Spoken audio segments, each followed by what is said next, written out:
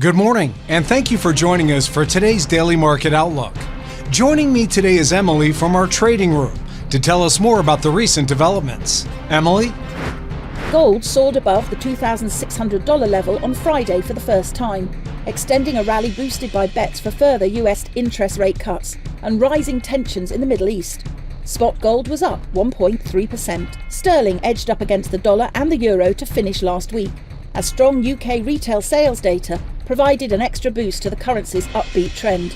It gained 1.23% total on the week. Oil prices settled lower on Friday, but recorded a second straight week of gains, garnering support from a US interest rate cut and a dip in US supply. Signs of a slowing economy in major commodity consumer China gave prices a ceiling, but for the week, both benchmarks settled up more than 4%.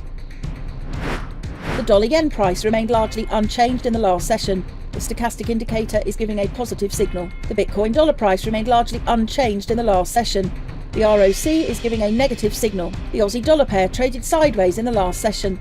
The MACD is giving a positive signal. The oil dollar pair made a minor upward correction in the last session, rising 0.2%. The CCI indicates an overbought market. The US 3-month bill auction will be released at 15:30 GMT. The US 6-month bill auction at 15:30 GMT. The Dutch gross domestic product at 4:30 GMT. Singapore's consumer price index will be released at 5 GMT. Korea's producer price index growth at 21 GMT. Australia's RBA interest rate decision at 4:30 GMT. We hope that you've enjoyed today's Market Outlook. On behalf of all of us here, we wish you a productive trading day. Be sure to log in tomorrow morning for the latest news and events from the financial markets. Your trusted choice in online trading.